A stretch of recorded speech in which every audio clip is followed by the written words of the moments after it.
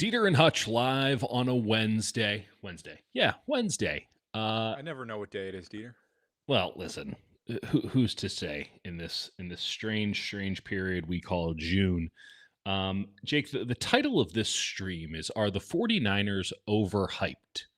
And I ask that because, oh, buddy, some people are really enjoying Dude, what? themselves at Okay, OTAs. so I will say, you were there today. I Yes, wasn't. yes, I got like a real taste of it where I was just online, just watching, that's a and mistake. people were like losing their minds over Mac Jones throws and little Which clips of CJ which West and direction on Mac Jones throws? Which way were they losing their minds? Positive or negative? um I think positive. Oh, I they should haven't seen not anyone. have. They should not have had a positive spin on it. Mac Well, I Jones think the looked 49ers doughy put today. one video out of Mac Jones throwing it to y'all, Jacob y'all Town. missed his interception by, and I have to check my notes here.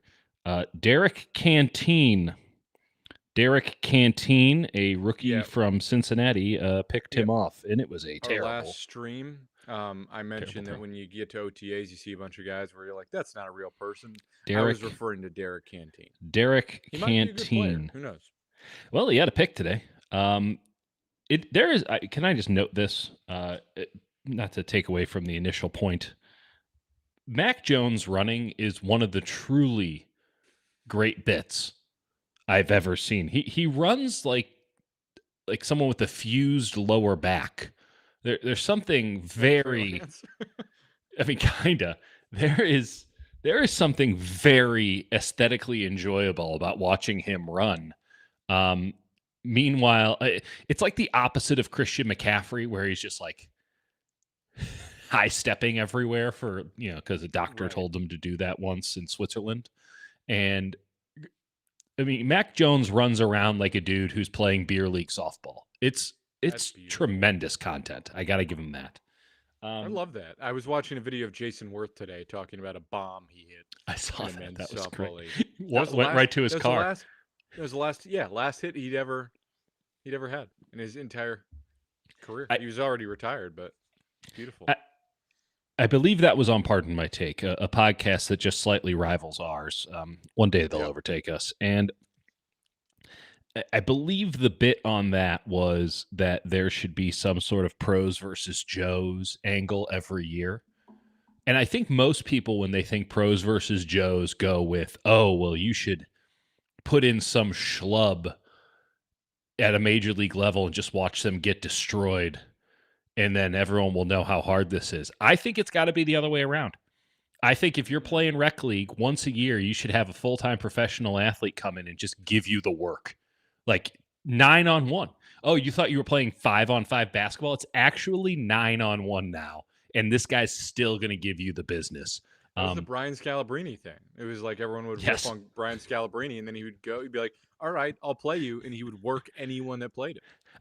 I just inherently love that logic too. Like this man is currently in the NBA and he looks like that. You don't think that he's had to overcome every prejudice ever? Like how good Right. must he be? Also, the NBA, hardest league to get into. Unquestionably, there's 450 NBA players. There's about 200 of them that you can name. I'm not Which saying that Shea Gilgeous-Alexander should get $81 million a year on his next contract, but like, suffice it to say that there's not a lot of dudes. There's like 5 guys outside of the NBA who are in their mid 20s who should be in the NBA. That's it. There's 5 guys on the entire you planet. have to be insanely tall and also insanely athletic and Yeah. insanely skilled. And if you don't, if you have like one of those, you're Kyle Anderson, who's still a really damn good player by Fantastic. just doing weird high IQ stuff. Where my I would have gone brain with was Nikola going, Jokic if we're just talking about dudes like the greatest player on the planet the who greatest can't athlete jump. on the planet. I mean, kind of. Where I was going is I wonder what level of professional sports could we play at? Not a major sport. I'm not saying could we play football at like what the is lower it? levels. Are we Like collectively having to do this, or is this a separate I'm saying, is it scenario? pickleball? I'm No, saying no. what I'm certain professional pickleballers could kick our ass. I Yeah, I've played 3 hours of pickleball in my life. I wasn't bad, but I was like, there's first physical limits. That game is played below the knees. I'm just saying it's still in the early days of, I guess it's not that early anymore. Nah, But not if really. you caught it at the right time, Yeah, I think I could go pro in basketball. I think that if you gave me 6 months, I could go pro in bags. Ooh. Oh, that's a good one. Yeah. I mean, you I see feel these like we guys could who make are a pretty gnarly we would make a gnarly good bags bags team. team. Okay. Yeah. Back to the 49ers being overhyped. Okay, two things have stood out to me through 2 sessions of OTAs. Okay, and I do think that these are thoughts that carry merit given the venue, right? You don't want to read into OTAs and be like, oh, this guy's going to be incredible. This guy. You can get hints. You can have inklings of ideas. You can have a little something, something whispering in your ear. Keep an eye on that. But it's pretty hard to make grand proclamations about 7-on-7 football and drills. But there are two macro concepts that I have picked up. This team is small. They are physically Yeah. unimpressive. That doesn't mean that they can't be really good at football. I don't have a read on any other OTA right now. Maybe the entire league is just getting smaller. Hey, people shrink as we get older. The NFL at 103, getting pretty short. And it might all just be about, raw, nasty speed these days. But this is a markedly, kind of like frighteningly smaller team that I am used to seeing, having covered what now 4 NFL teams in my life. And the league on the whole, and so add the Chargers and the Rams for a couple of years. This team looks tiny, and Bryce Huff is not helping their case in that department. Yeah. Wow, That's he's not 6 feet tall. I don't know. Let me see what he's that's listed at one here. thing. We He's got a lot listed of at good six stuff. foot three. He's listed at 6'3". He's not even 6 foot. There's no way he's six That's foot three. that Did he get the he's at Gattaca least 6 foot. surgery? There is no fucking way that gentleman is 6'3". Tatum Bethune is listed at 6'1". That is also false. Wow, that is. This Do you is remember when JJ Barea? Sorry, we got to stay away from the NBA stuff. no, fuck him. But just No, talk about whatever you want, Jake. It's just June. yeah, JJ Barea, where he would be listed at 6 foot, but everyone's like he's 5'8 1/4", which Yeah, is what Upton Stout is. that It was Upton interesting. Stout is legitimately not a large man. He's better built than you, but he's your body type. Yeah, well, it's interesting because I talked to, we talked to the 49ers coaches There's no on fucking way Tuesday, this which is guy's my 6'3". That is my favorite day hilarious. of the year. That is such a And I lie. talked to. Sorry, not yours. Sorry, I am It's I am okay. It's okay. It's okay. by 6'3". Dieter will get over it in time, or not. I talked to Ray They Brown, said who's that like the. man is an inch shorter than George Kittle. I walked past him. He's shorter than Grant Cohn. Is that true? I guess Grant's Cohn pretty walked tall. right past him. Grant's pretty They tall. must have gotten the wrong Bryce Huff. That's the only explanation.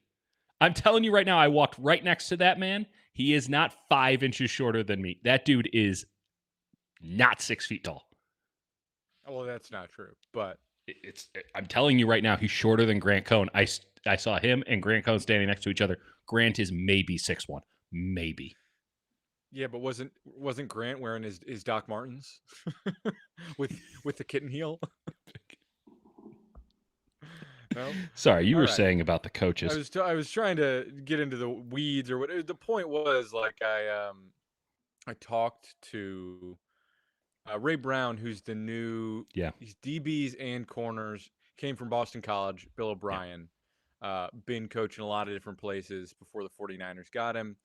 And, I was talking to him on Tuesday about Upton Stout, and I was like, what's your level of concern with the fact that he's 5'8 1/2", 181 pounds? And he's like, how tall was Rondé Barber?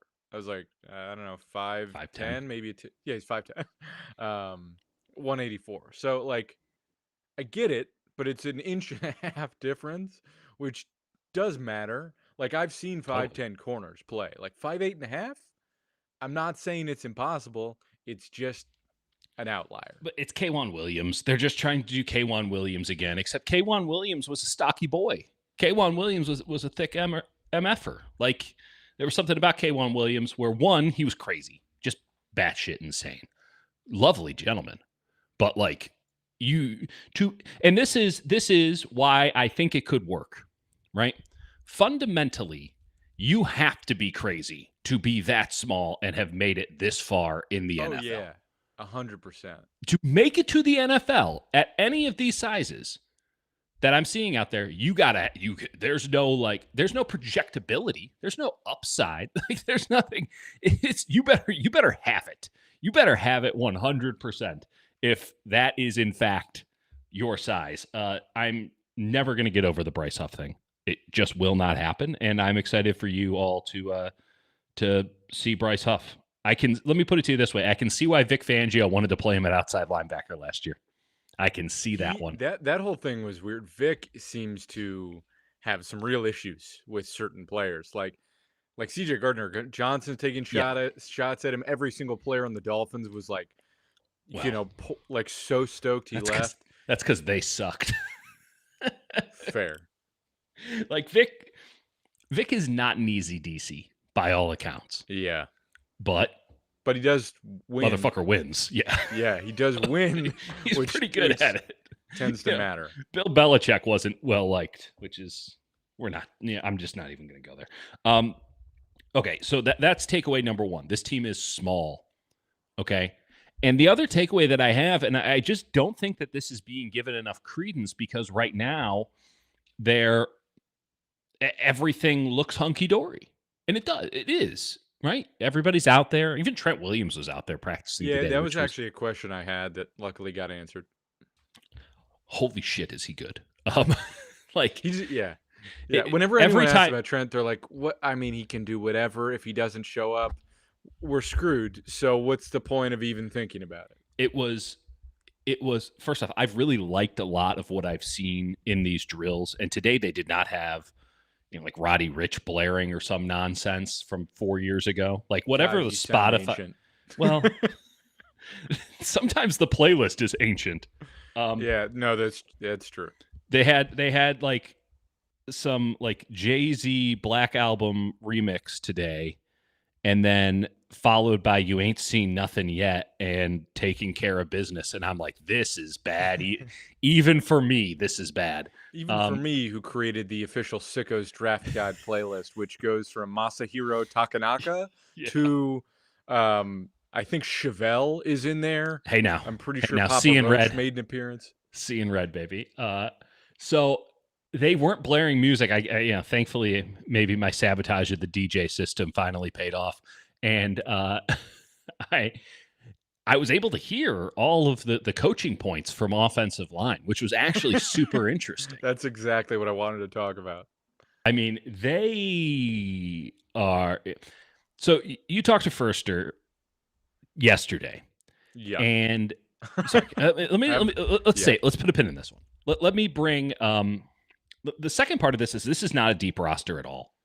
And because everybody's healthy and everyone's practicing right now, I think that it's easy to just be like, oh, hey, they might have done something pretty good this offseason. And I mean, today was sort of the first day where like Juwan Jennings sat out and a couple other guys weren't there. And you are looking at what happens if like Fred misses a game or Nick misses a game or Juwan Jennings misses a game. And you're like, oh, no. So all of these positives from the schedule, which are unimpeachable, that schedule is a cakewalk. That can all be negated by like one twisted ankle. And I mean it like one. Again, we were not asking them to go out and get every major marquee free agent on the market, but we were like, this team's got some holes and a lot of question marks. And I don't know that Jason Pinnock, I don't know why I pick on him every time, but I don't know that he's solving it. It's like they've got a bunch of random guys that they picked up that are like special teamer So look at caliber something called players. the draft, Jake. Like, what would Apuna Ford do for this team right now? A tremendous amount. That's Like, the thing is think about like, how positive everyone is about Bryce Huff, who is definitely not 6'3". Like, that's the kind of player, and I understand that it had to wait until after June 1st, but like, that's the kind of player that you should be in the market for in, mid-price free agency. There is a middle class, and you can absolutely afford it, and yeah. they just didn't even bother. And defensive tackle, it's just so basically again, the whole thesis of this thing was like we're gonna draft well, we're just gonna nail it, all of that, right? Everyone's always nailed the draft, everyone gets every pick, right? Yeah, That's how the best how teams that get thing works. 50% This once every team has 3 never years. once failed. So the solution is CJ West and Alfred Very. Collins. My God, the violent hands on him, by the way. Yeah. It's Holy again, shit. again, I have conditioning questions, but I'm going to trust what we evaluated and the fact that I'm deeply The in love with him the as a player. smacks that he was throwing were Yeah. When unbelievable the pads in come these on, I think drills. he's going to be good. But Collins, like calf injury, we have no idea. And I'm talking to Chris Kasurik, and it's Yeah. like, yeah, so we are going to ask him to do something totally different from what he did his entire time at college, where he's you know, playing. He's he called it a frog stance, basically Yeah. 4 point and then get up and then two gap. The Two gap. 49ers don't seem to want to ask him to two gap because that's not their system. Nope. I personally think they should have reevaluated that in their long Uh, time over the offseason. I don't. Okay, we've talked about this before. I don't think that they should give someone two gaps, but I do think that they should have more gap integrity as something integral to their system and Yeah, maybe hold the gap as opposed to constantly trying to shoot through. I That's agree. that's where I'm at. Like asking That's someone to two totally fair. gap, that's gonna change everybody. Yeah, I agree. I agree. I think that's fair. I think the point is they have been taking advantage of year after year with their hyper aggression getting upfield where interior offensive linemen have been able to successfully block them Yep. by without blocking them. They just turn their hips Yep. and allow them to run in the backfield and then there's a clean lane. Yep. So yeah, like it's just betting on again these young guys that we like, but if it's not them, it's no one, right? Correct. Because it's not going to be Jordan Elliott, who they said was a great run defender. Also, do Good you want hands. to talk about the Chris Furster quote on Jake Brendel? Well, yeah, let's just do it. After I mention Colton McKivitz has looked really good. Yep. Dominic Pooney has been almost flawless. Like every rep that he's doing, they're like, great, fantastic. I still have questions about him moving left, and you can see it. It's not as easy as when he moves right. Those are nitpicking points. Matt Hennessy has a shot to make this roster. I mean, he probably should. He's been in the Probably, league for a little bit. yeah. Nick Zakelj probably it's got Giving some him a work to do. chance at left guard, right? They're playing Yes, him there and at center. but I mean it's Barch's job, Yeah. without a That question. was my other takeaway. Like Barch is the left guard, which we Without thought, but without a like question. it's Without a he's question. starting. I think Spencer Burford has looked fantastic at tackle. Is he playing both? No, he's just playing left at this point. And I get the sense that they're going to use him specifically as the Trent Williams stand-in for all of Right. training camp, and he'll just be there as the left Instead of tackle. doing a swing tackle, they're gonna have him do left tackle, left guard, backup option. I think that that's what it is. I think that they're going to double down and keep Pleasance. I kind of love it. They like Pleasance There's a lot to a like. lot. He moves, and he when he hits, I mean, there's a Oh, serious that's pop. what it is. He's the right tackle next year. McKivitz is Mhm. gone.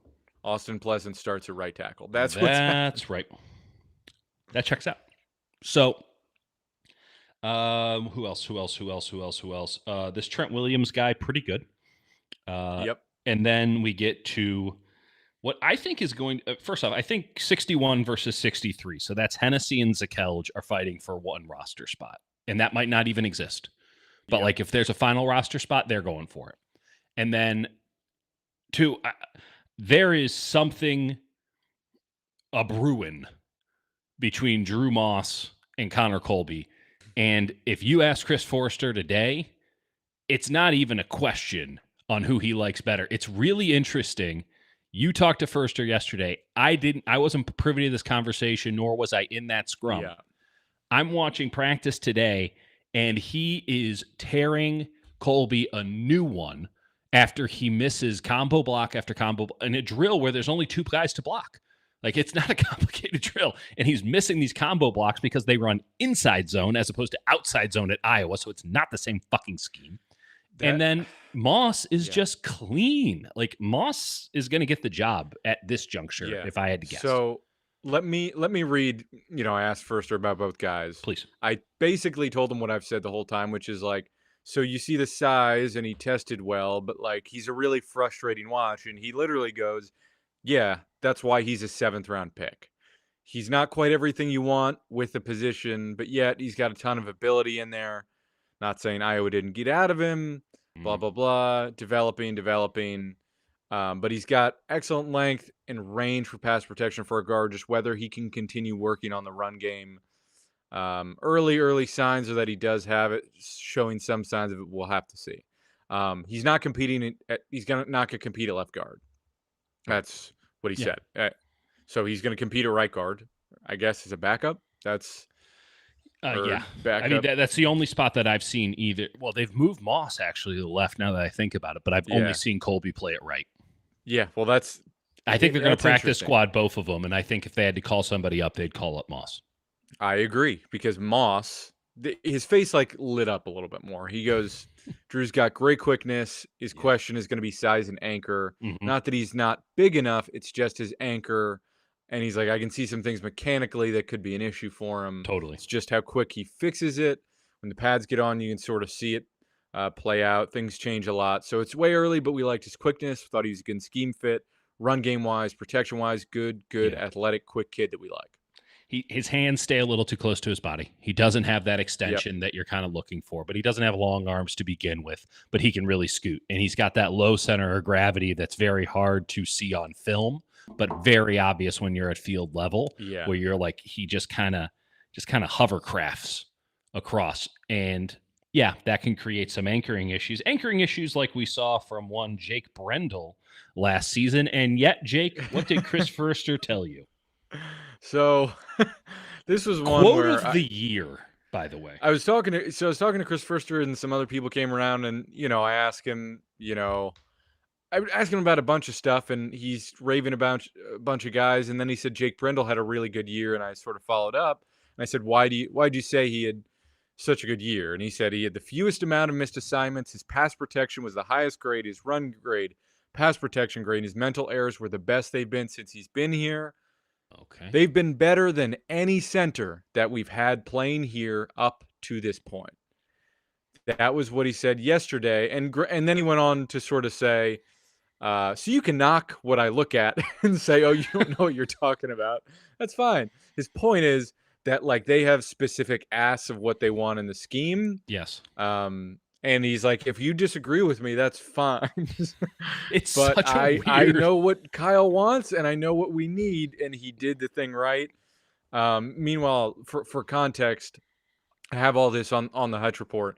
Yeah. But like amongst 43 centers with 257 plus snaps last season, Brendel's 19th out of 43 behind my rookie Tanner Bordolini, who is 18th. In the run game, Brendel was 12th. In the pass game, he was 35th out of 43, which checks out. Incredible. It's incredible that he was even 35th.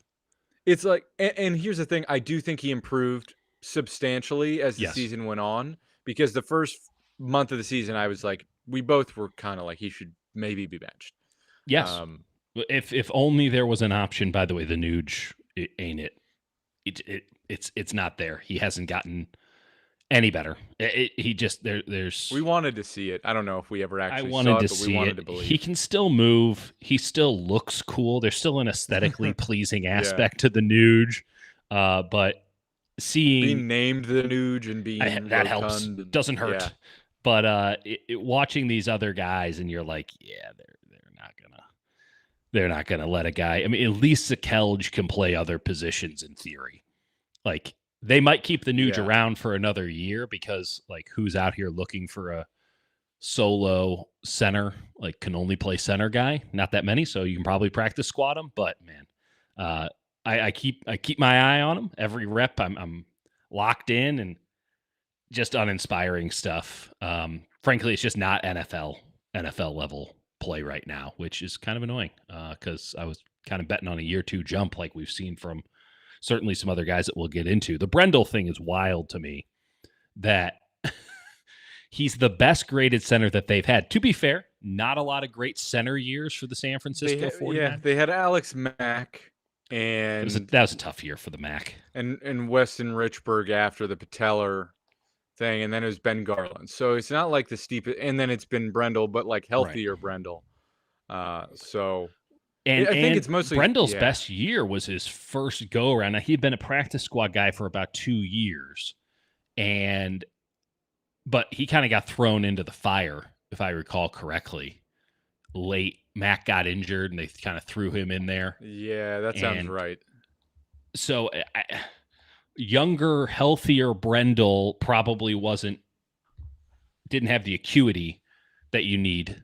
And so, yeah, I can understand that maybe he wasn't making a lot of ventilators. He was just getting spun around like a top by defensive tackles. Yeah, and he looked like he was, and as the season went again, he was better in space, but he really struggled, I think, early on, getting moving, and it just didn't look right. Maybe my perception is too colored by the fact that he looked so bad early on. Right, of course. Um, it's a reverse Pooney.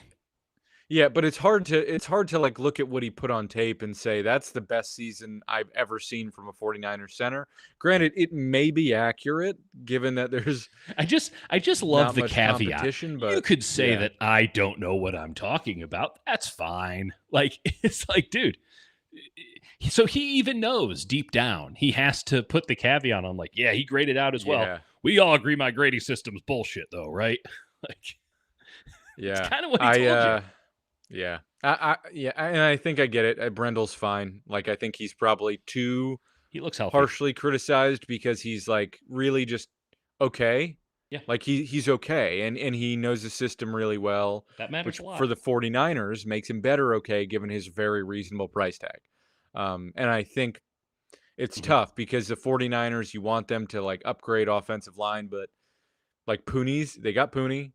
McKivitz has been good. They have Trent Williams. By the way, fine. McKivitz looks bigger. Like, McKivitz kind of looks totally ripped, if I'm being honest. Interesting. He did mention also that McKivitz has something to clean up on third down, so might have to. What an interesting. Didn't say specific, but wow, that's a little Easter egg for us. He just throws that out there, knowing that that's going to drive us insane. Yeah, I love talking to Chris Forster. A little something to clean up on third down. I do. There is one. If you're ready to pivot, I would like to get to another position right next to offensive line, which is tight end. And all one of them? Yeah, all one of them. But I mean, yeah. So Luke Farrell and George Kittle, but like. Oh, I apologize to Luke Farrell, who will see a lot of playing time this year. So I forget what it was. I've been talking about this. I've been talking about this for more than a year, Jake. But you said 12 personnel a few weeks ago, I think. Absolutely. Right? Absolutely. So 12 personnel was supposed to be the plan last year, by the way. And it just never came together because they never got into training camp. And the people that I talked to who are like, they really want to do more 12 personnel. And we saw it. We saw it in week one. It's actually allowed 22 personnel.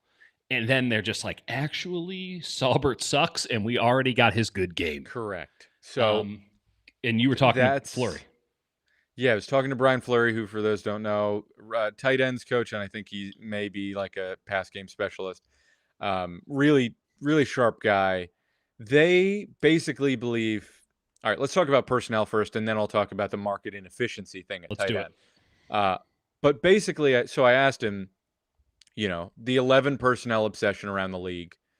Now that you have Farrell, who is a capable blocking tight end, who they think was underutilized and perhaps misused by the Jacksonville Jaguars, who had Evan Ingram and Brenton Strange, guys who I really like Brenton Strange, but they're basically receivers. Right. Strange, I think, is a better blocker. But like basically receiver tight ends, and only used Farrell in pretty limited roles. And so they got him for relatively cheap, even though he's the most expensive offseason free agent they brought in. But so I want to go back to last year. They used 12 personnel 7.5% of the time. They used 22 personnel 4% of the time. Mm-hmm. The year before with Charlie Warner, it was 13.5% for 11 personnel. That's 6% higher, Yeah. and 8.5% for 22 personnel. That's 4-ish% higher. That's like 10% drop off in the use of two tight ends because they didn't have it. They didn't have And a second so, tight end. right. And so you bring in Luke Farrell because that's something you really want. You retain Kyle Juszczyk in the weirdest way possible. And so I asked him, like, will you see more 12 personnel this season? He goes, like, with a very, very big grin on his face, he goes, or even 22 personnel, right? God forbid Yeah. anybody do more of that. It definitely creates some matchup problems for the defense, and it gives us a lot more flexibility. Especially, it gives them more game planning flexibility to week to week, depending on how they want to run it. But yeah, like 10% drop off in two tight end usage last season, that's going to go up substantially, I think. Let's take it one step further on this. You mentioned, and I think it's fair, the 11 personnel obsession around the league. Well, who is synonymous with 11 personnel? The Rams. What did the Rams start doing last year in a big way? 12 personnel. They Sean McVay, I don't know where in Cabo they put their minds together, but there is clearly a meeting every year between Kyle and Sean McVay. I'm not even half joking about this, where they talk and they're probably trying not to give stuff away, but they probably had a little tequila or something. And they start brainstorming because they trust each other, but they also don't trust each other. And at some point, two tight ends comes up and they both have the same idea at the same time. Like, oh, that's how we're going to beat Kyle's them. like, man, I had it 1 year with Jordan Reed and That's right. Kittle, and they could never stay healthy. And exactly. And what the Rams have done with a lot of their wide receivers is get guys who can like Puka's basically a tight end. Correct. Demarcus Robinson's super physical. Yeah, with the inline blocking and things like that. And listen, McVay is as good as it gets, and we know that Kyle is still as good as it gets. I think O'Connell is unbelievable. Liam Cohen, legitimately, he can't pronounce anything, and he might be just a dog shit head coach, but he put up some stuff last year. Yeah. They ran like wing T stuff last year, which was really cool. It's all to say that I think 12 personnel in this league that is so tailored defensively to attack 11, right? Think about base nickel, two high safeties. Where's the beef, Dieter? Where's the beef? Well, I mean, take it one step further than that. Well, how has everyone figured out how to stop the 49ers style offense? And let's just use the 49ers specifically, the 21 personnel. They run press man-to-man. So as much as we said that was a Deebo Samuel thing, it's really a 49ers thing because Deebo Samuel's play was the 49ers offense. And teams were just going to press. They're going to press forever because if you give them zone, they're able to run all their stuff, and now that versatility can kill you. If you press, you knock them off their game just enough to where that versatility is actually more of a hindrance because now you got guys in the wrong spots to do what they do best. And you're not actually attacking the defense's rules because the defense is still dictating the terms of engagement through press. I think there's a world where the 49ers, depending on where Pearsall's at going into the season, they really just lean on Pearsall and Jennings, and you basically don't see any other wide receivers out there on the field. And they wrinkle in some 12 personnel, and George Kittle is their number one wide receiver. That is like, I think a possibility because Demarcus Robinson, we'll see. They haven't suspended him yet, but like there's not a lot of trust with any of these other wide receivers there too. Also, they consistently play him at Z and only Z. Just thought that was interesting. Interesting. With Farrell, they seem to believe that there is some actual receiving ability, not anywhere near elite, but like undervalued. And here's the market inefficiency thing, and it's connected to 11 personnel. So two quotes here from Fleury. Like, if the rest of the league wants to go to 11 personnel, then the talent pool of 11 personnel players with the receivers is getting exhausted faster and faster. There's less at the bottom to maybe help your team, whereas the tight ends and the fullbacks, less people are using them, so the talent pool is a little bit heavier at the top. So that's one thing Okay, that put a they pin in really that like because there. I want to break that down. Yeah, go for it. So I don't know if that's true because where's the talent pool? The talent pool is not strictly NFL players. Not that the Niners would sign any of those guys this offseason, but the talent, I guess they did, ironically, at tight end. But the talent pool is the collegiate level. And there are nothing but wide receivers at the collegiate level because they're not running 11 personnel at the collegiate level. They're running 10. Like Yeah. they're not even bothering. I mean, most teams don't have a tight end. And these tight ends are these, shout out to the Missouri Tigers when I were there, these Chase Kaufman, they're wide receivers. Like they're not tight ends. They're just wide receivers. They're Travis Kelceing. And so the idea that there's this, robust talent pool of tight ends, like perhaps there are more NFL tight ends than there are NFL tight end jobs, but I don't know if that's going to be the case much longer given how difficult it was to find guys who could, I don't know, just simply lay hands on somebody in this most recent tight end pool. And I recall the same thing being the Well, case I in the think that's prior what tight he end pool. means. He's talking about free agency specifically. I think Okay. he's talking free agency specifically, that tight ends are undervalued compared to wide receivers, where if you try and get anyone that's decent, it's like 15 to 20 million a year for a wide receiver, whereas Luke Farrell's costing the 49ers $5 a year. I'll give Which you that. granted he's done very little, but I am I with get you. that point. I am with you in terms of I think it's easier than ever to find wide receivers in the draft, and tight ends are getting trickier, but I think despite that, the availability and cheapness of tight ends in free agency is to his point. So I think there's a validity to that in that, okay, if we're just going to use our money on tight ends, that's never going to bust the bank for us. Especially since they can't draft them. Correct. Well, except for the one guy who I love how George Kittle, 5th round pick, it's never that they stumbled into him. It's never that they got lucky. No. They knew what they were doing there, but with Brock Purdy, they had no idea. They just stumbled into that guy. Or, Fred Warner in the 3rd round. Oh, they knew what they were doing. It's like no one knows what they're doing. It's all a guess, baby. We don't know what we're doing. We're better at this than they are. No one knows what they're doing. That's the key to life. Is just wing it all the time, and maybe it'll work out. Probably. Unbridled confidence is the only way to get through that, and dressing well. You can get across any door. So if you were to just pay for tight ends and just draft wide receivers, you would have a very cost-effective team-building offense. And certainly you're not going to be paying running backs. Though I guess they just did that too. I tried to get anything on Jordan James, and the only thing I got was toughness. I'll give you something on Jordan James. He can't regulate his speed. He doesn't have a lot of it, but he does not seem to have it. Like, how you watch like Christian McCaffrey and it's like accelerate, slow down. And it's really interesting to watch guys run past him and then he runs past guys. He can modulate his speed. Jordan James, it's the only comp, the only valid comp, the only thing that keeps coming to my mind was like Madden 2005 when you would just get Trung Candidate who had 97 speed, but was a terrible running back. Yes. Wow. That's a name I've never heard. Trung Candidate. And you would just spam the turbo button and he would just go as fast as he could. And you hope that the path was clear. Like if not, you stood no chance. But like that's how you built the team.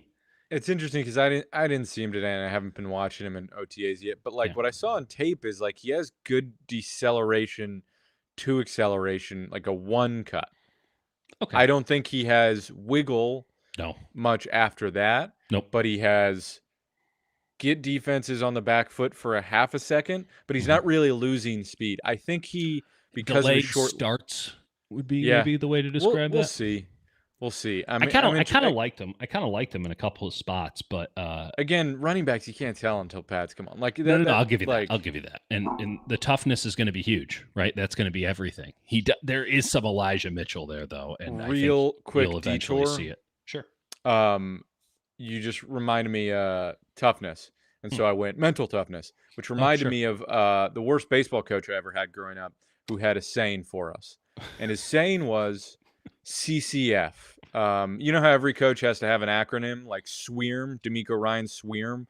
It's swarm, but he put an E in there because God forbid we spell a word correctly. So my coach, All gas, no brakes, baby. he went CCF. He went concentration, communication, focus. Now, let me break that down for you.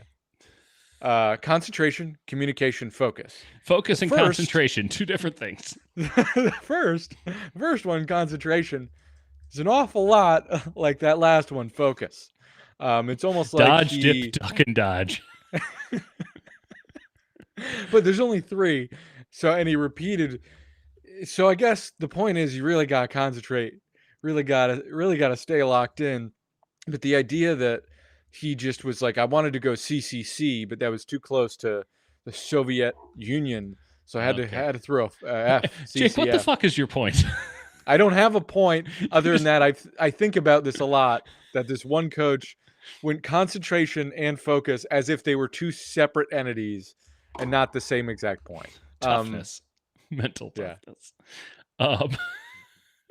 I mean, it's like Little Big League. You know, the 3 R's is all about being a big league pitcher is all about the 3 R's: readiness, recuperation, and conditioning. It's good. I'll say that another observation I'm observing. Damn if you aren't. They are. I got a clipboard. They are going so goddamn hard in these special teams drills. Brant Boyer is out there, and you know what? I see it. I see the vision now. I'm going to give the 49ers some credit. We have been viewing this the entire wrong way.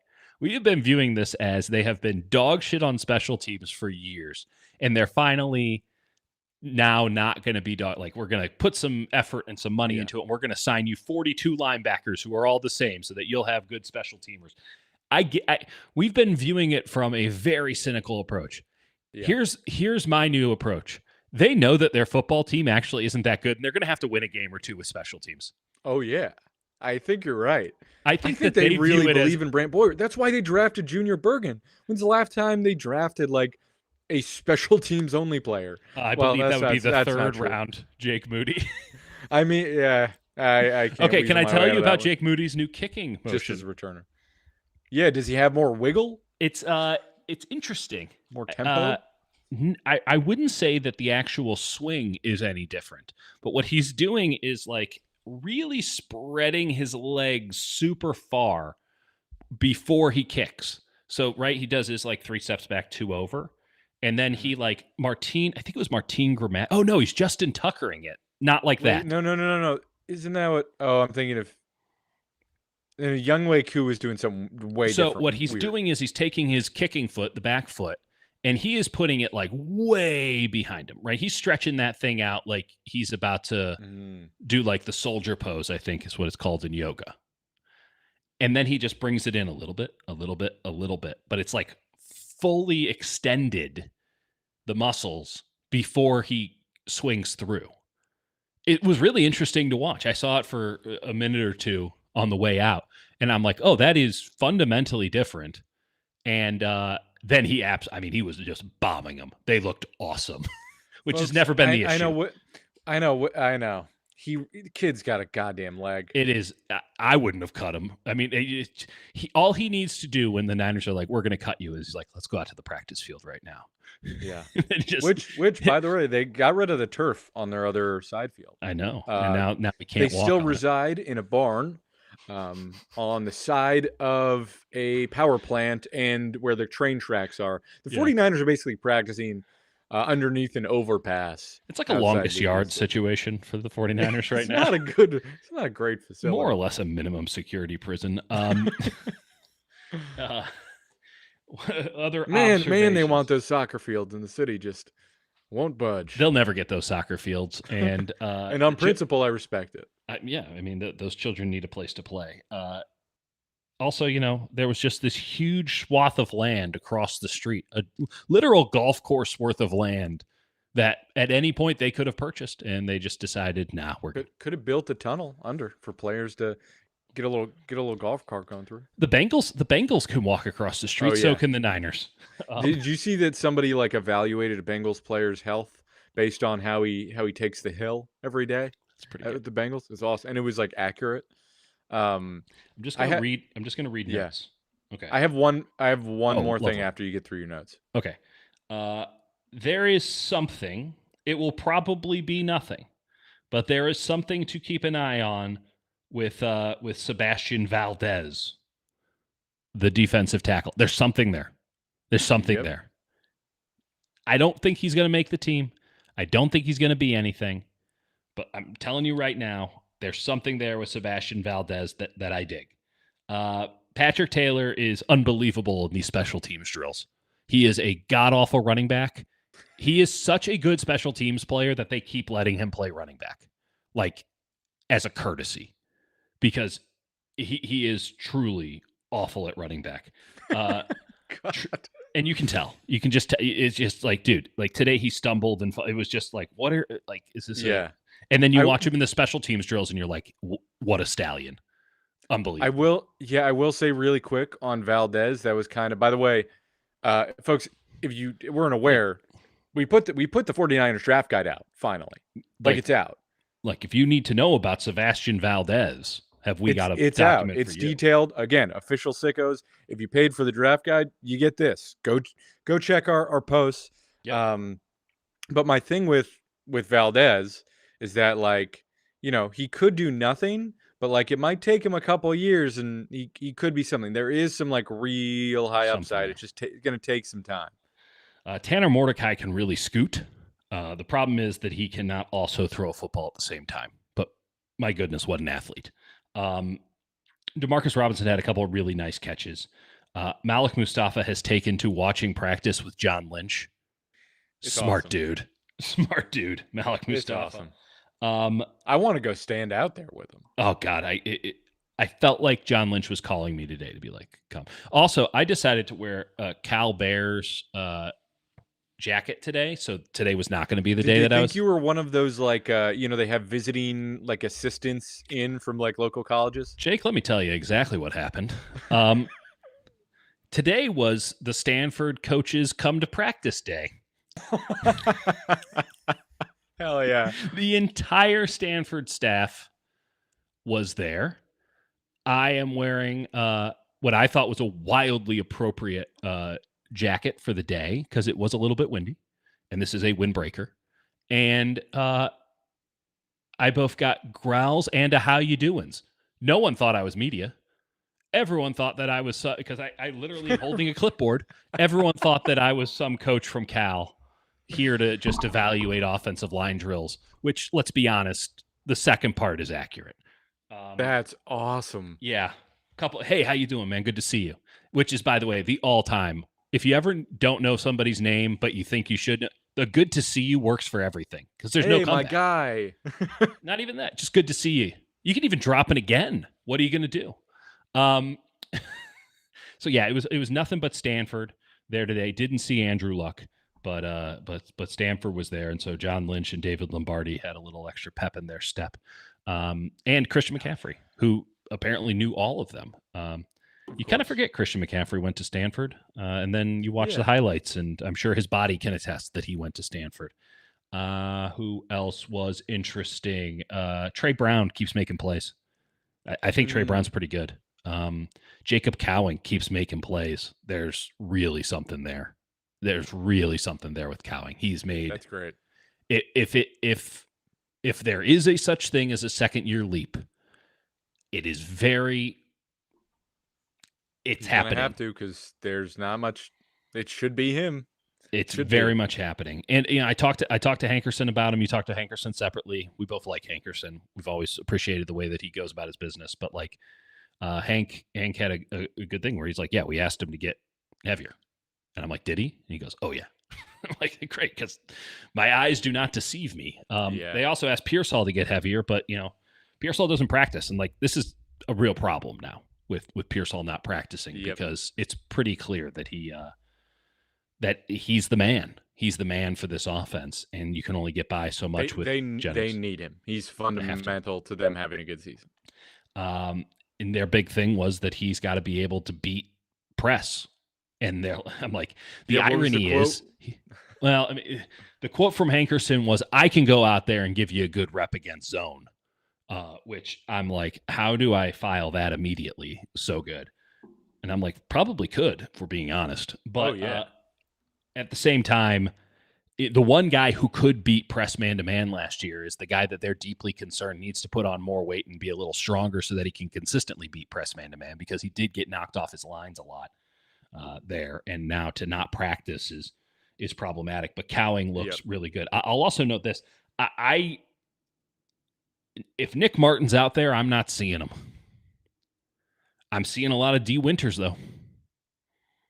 Yeah, I mean, again, we'll see when the pads come on. Pads come on, that's when it matters. But like, I'd like to see, if you have preternatural speed, which is their proclamation on him,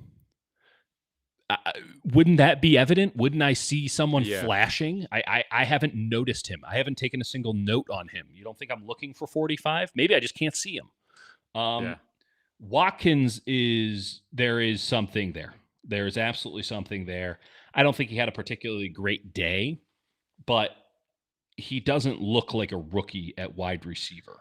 I think he could have a strong second half. It depends how the season shakes out with injuries, and if there becomes a clear hierarchy with Pearsall and Robinson and Cowing and Jennings, and there's just no room for him to really make an impact.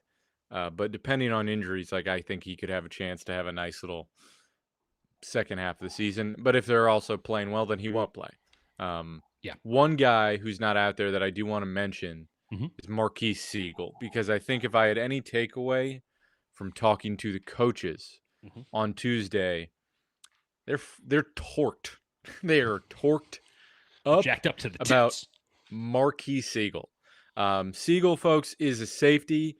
He's a guy that you're like, wait, who do we draft? Enigma. Because we watched a ton of Kansas State, watched a ton of Jacob Parrish, so much, and didn't see much of Marquise Siegel. We knew who he and then was. Right. And you watch him, and you're like, maybe, there's not much. And safety sometimes is like that, right? Where you're just not involved in the plays, and he's playing like almost safety out of the slot, and he's not really playing true single high at all. It's the hardest position to evaluate during the college scouting period. So difficult. But they raved about him at the Shrine Bowl, and I went and watched, and he's playing, I shit you not, everywhere. He was playing middle linebacker. Yep. They're running up cover 9, and he's getting guys he's never played with organized in really complex ways, really effectively. And so I go, all right, I see what you're talking about. And I talked to Daniel Bullocks, who's been the safeties coach forever. Now he's DBs and passing game specialist. But like, Bullocks compared him to Jimmy Ward. Same size, same speed, a little bit faster. Last year, by the way, Bullocks compared Malik Mustafa to Bob Sanders. Pretty sweet. Also compared him to Budda Baker to me. Both of those, by the way, he's not wrong, but that is high praise, to quote very Nicolas high Cage. Praise. So I tried to get him to compare him to Antoine Bethea so I could have the Bob Sanders Antoine Bethea thing, because actually Siegel does, in terms of measurements, measure up to Bethea, who I think was, by the end of his career, probably 20 pounds heaver than when he came out of the draft. Totally. Right? He's much wider, which is why the comparison. He was playing Sam linebacker. I know. But like, so he compared him to Jimmy Ward, says he can play everywhere. But the thing that stood out was the IQ. He goes, Bullock says the kid's football IQ is through the roof. And I pushed him to expand and sort of talk about it more. What? What's that? What the fuck does that mean? I'm like, what do you mean IQ? Like, because people say that about me, and here we are, Right. He said, they basically, thought he was smart, but they didn't know just how smart he was. He'd be like, take me through the play. He's saying everybody's responsibility, all 11 on the field, the entire secondary, where the holes are in the defense. Him and Ray Brown, the guy I talked to next, who's the new DB's cornerbacks coach, were really impressed. Now, Brown said, when I, again, asked about the IQ, he starts laughing. He starts literally laughing. He's like off the charts. off the charts. That dude loves ball, but he knows it. He knows it extremely well, having the versatility of playing 3 different positions and being able to understand the information, not just repeat what you say, but can take it and apply it. Like, the dude's just unbelievably smart. Well, the So difference between listening is not just hearing the words, but understanding why they were spoken, Jake. that's right. That's what listening really Indubitably. is. Thank you. But I will say, for a guy where there's some questions and you go, okay, Yeah, there's nothing on tape that makes you go like, wow. but he What tested extremely well. He looked quick. He's undersized, but not damningly at all. Like, he's fine. His size is okay, and they want him to play free. That's how they view him. He's ideally, and they think he could start this year, and he believes he can start. But like, I don't think there's a lot of competition there. Like Richie there's Grant not. and There's Pinnock no one to compete. have not impressed as far as I can So tell. Though Pinnock has been better. I will say, if you've got a guy who's that fast and gets it Mm. with Mustafa, that could be like, there's a world where he is the most important rookie that they have, because Yes. I think Michael will be incredibly good and really important. Mhm. Alfred Collins and CJ West, which if those guys aren't healthy or if it doesn't They're work out, there's definitely a important. chance they're crucial. I again said previously that I think whichever one of those guys plays the most is probably going to have the biggest impact at any rookie. But there's a world where, like, Nick Martin's not actually playing, or he's the Sam, which doesn't really matter. Yep. Upton Stout might start at nickel, but there's a world where, like, they actually go with Luter. They do the Luter thing and they keep Lenore playing both. Like, it might that's be an this option. Trey Brown guy. Could be Trey Brown.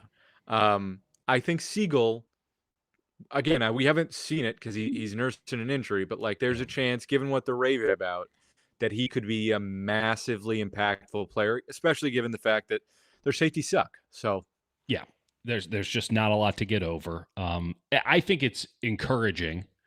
This is confirmation bias. Be blunt about it. But this is where I say safeties are destiny. And here's the other part of that. Safety is not strictly about the physical traits. Safety is a head first position. I think quarterback is the same thing. And it's the head games that you're able to play. Like, if a quarterback can't see it, I don't care how big and strong and fast they are. You're Anthony Richardson. That's fantastic. Where's that going to get you? You're Trey Lance, who wasn't even that athletic. Like, where's that going to get you? You want to have, fullback. Yeah, right. Just a glorified H-back. You're Tim Tebow. So when you have all these athletic traits, that's one thing if you are in a C-man, hit man, or carry ball, run ball thing. If you're going into a low IQ is incorrect, but a more visceral position, or a more carnal form of the game, if you will. Maybe that's the wrong term. Absolutely is. Carnal Yeah. form. I mean, it blunt. Let's just call it blunt. Quarterback and safety, you have to get it. You have to get it. You have to get it. You have to be able to break it down. You have to be able to understand the layers of the game and be able to make live adjustments as the last line of defense and as the man who holds the ball. And so when I say safeties are destiny, the best safeties are not the guys who just go and stand in an area and hope the ball doesn't come their way. They're having to read everything and then make these decisions that they're freelancing. Yeah, there are rules, but they also don't have any choice if they see stuff that's happening live. They have to be the sharpest guys on defense. Safety, by the way, you agreed. We talked about tight ends. Like, safety also has a market inefficiency, but part of that massive is health, where safeties can just in an instant be done, be totally completely cooked. Yep. And two, I'm not sure teams actually know what they're looking for at safety. Correct. A lot of by teams, the way, the flip side of that is a lot of teams, when they get somebody who's really good at safety, will build the defense around the skill set of the safety. In the same way that the 49ers have in many ways built the defense around the skill set of their once safety, at least in college, now middle linebacker, who, by the way, for Steve Wilkes was in fact a safety again in Fred Warner. Like, they built the defense around him and his skill sets. No one knows how to evaluate quarterbacks because no one knows how that between the ear stuff really Right. works. No And one there's knows how so to much evaluate schematic safeties. stuff and how you build an offense. It's tough. Ed Reed is not an athletic marvel. Ed Reed is the greatest safety in the modern era because Ed Reed was a football genius. He was Machiavelli. He was playing mind games and knew what you were going to do. And he knew if he did something, it's like not Tom Glavine, I know what Greg you're going. Maddux. Greg Maddux, yeah. Greg Maddux, right? Where he would be like, I'm going to throw this pitch and he's going to hit a home run. But in a few months, we're going to see him. Yeah. And then and then he's going to be looking for that pitch. I'm going to Yep. throw him 3 changeups, Yep. strike him out. And he does. It's that. It's like knowing what the move is to show something, show your hand a little bit, 100%. and then take advantage of it. And the idea that you can, oh, well, that's not the play. Like it's at a certain point, it gets too basal where it's the quarterback. What are they doing? They're reading where the safeties are. That is the first thing that they're looking at. It's the last thing Peyton they're Manning looking at. did. He's like, God damn, I'm looking for Ed Reed. But it's true. And you think about the same thing with Budda Baker. And yes, Budda Baker is a missile and you can play him anywhere. But like Tyrann Mathieu, you think about the great safeties in this day and age, Derwin James. Like these are the guys who define a defense. They're the Kyle ones. Hamilton, right? Swiss Army pieces. Totally. That like understand the game and can play anywhere and might actually not do what they're told because they see something, which breaks the rules of the defense, which means it breaks the rules that the offenses have for the defense because they're doing something out of what they're supposed to be doing, which is what great players do. So I'm all in on the 49ers when they are now evaluating safeties, and I think they've learned this the hard way, and perhaps they've always known this lesson but have never been able to marry the physical abilities that come with youth and the mental acuity that comes with experience, or at least just being really, really smart. They might have, if they, and I'm going to give them the benefit of the doubt here, they might have found 2 players that can physically do whatever you need to do to play safety in the modern NFL, but are smart enough to play the actual game of football, if you know what I mean. If they both get healthy this season, I think Jair Brown's could have a tough time seeing the field. But again, they want to play big yet. They want to play big nickel too. So they say. Oh yeah, wait, he's on PUP, right? He's not even practicing. So yeah, no, he's on. I think he's on the PUP list because he's coming off surgery. And listen, and here's the thing: Jair Brown is a very sharp dude. I've always enjoyed my conversations. Feels like he's very in on it, but there's a difference. Right. Ed Reed is a tough talk, if we're being honest. Like Ed Reed's a tough hang because he's got one thing on his mind, and it's like, how do I fuck up a quarterback? And it's like, Ed, you've been retired for 15 years, and he's like, yeah, but I can get in this guy's mind. Like he's wild. He's right. It's wild spending. I mean, I spent time with Ed Reed. He's like, I went through his trash the night before the game. Totally. I found his tax return. He's like a spy. He's like a career spy. And I'm not saying you have to be that way. I'm not saying that's the level of crazy, but ultimately, just because you are a nice guy and well-spoken and seem like you have your life together, which is very hard to do at a young age, no question about that. I don't think either of us can attest to such a claim, and I'm not even close to young anymore. All of that to say, that doesn't translate into speed on the field. I will take speed of neurons clearly manifesting on the field over actual foot speed when we come to safeties. Yep. So that's the thing. You have to have. It's so tough because you have to have the understanding of what you actually need to do, be able to read the game, be able to get other people organized and compensate for when they fuck up because they will fuck up. Mm-hmm. You have to be able to do that. And then you have to trigger. And that's the thing that Malik Mustafa did last year, where did he absolutely whiff at times? Totally. Oh, yeah. But he was like, this is the angle I'm taking, and I'm running as hard as I possibly can. And I'm not going to think, oh, is there a better angle? He's like, I'm shooting my gap. I'm launching at this player. Yep. And like that level of decisiveness is crucial. And we never saw it from Jair Brown. Literally the only time that I think we've seen that from Jair Brown was his first game. Where he had a nice play in like the preseason or something last year. And then I didn't see it again. Yeah. So listen, we love Jair Brown as a dude, but great dude. just has not put it on tape. And it's Hasn't gotten put it on the worse. field. It's gotten progressively worse, which is the real concern. It'd be one thing if there's an injury or if it was up and down, because, like, listen, it's tough. It's tough to be a safety, a young safety. Like, you're going to get a lot of deference from us based on how difficult that position is and all the responsibilities and just the mind games that go on. Like, it's pretty fucking tough to be a safety in a league where, like, the 24th best coach is still an offensive mastermind. Like, it's tough, but it's just it's straight down, and I just see no reason to believe that it's going to start going up again. Whereas, and I'm not telling you that Siegel's the answer. I don't know. There's no evidence that I've he's not the seen answer, him. but it is very encouraging that the Niners are prioritizing football IQ when we're talking about the safety position. Are there other safeties that I would have preferred them to get? Absolutely. But all of those safeties also, as far as we could tell, had that as a main aspect of their game, save for maybe Mukuba, who only has hate in his heart and That's death in right. his mind. Beautiful thing. He's A beautiful incredible. thing. He's incredible. Anything else you had lingering before we get out of here and I give people our PSA? Christian McCaffrey's still good. Oh, Isaiah Hodgins. Hodgins, thank you. No.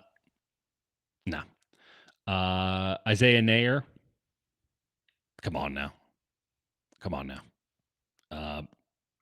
As soon as they got into 7-on-7s, disappeared. But looks great in those drills. Evan Anderson's hands are better than I recall from last year. He was really fast with his hands today. It is very enjoyable to watch a man that rotund slapping that hard. I know they won't do it, but the idea of playing like Evan Anderson, CJ West, and Alfred Collins all on the field at the same time. Well, you already have your outside linebacker there in a 3-4 set. You can just play Huff there. It's true. It is. I might be buying in on the meatball a little bit more. I'm back in. Yeah. Well, we were never actually in. He was just an engrossing watch. We couldn't stop watching him. We couldn't quit him. There was something there. He's a very robust man. And by the way, Weeks, the long snapper, it never ceases to be funny. You could give me 1,000 guesses on what that gentleman does, and I would not guess NFL player. Meanwhile, beautiful. It's really incredible. Michael Williams working with a trainer all day, as far as I could tell. Not of grave concern because he was moving around and stuff, but they were like doing video on his movements. It's kind of an interesting watch, something to keep an eye on there. Probably a Nick Bosa assignment. Yeah, there's something there. Didn't see Russell Gage today, so maybe they took that to heart when I said they're going to cut him after one practice. What else? Oh, Jordan Elliott, I thought actually looked pretty good in some of these drills, but he just doesn't have the get off. Robert Beal has incredible get off in these drills, and then immediately went off sides in the first rep of 11-on-11. He goes off sides a lot, which is not something you can. Well, that's because that's the only thing he has going for him is his ability to explode off the line of scrimmage. It is special. Especially when Chris Kasurek is yelling you to get the off.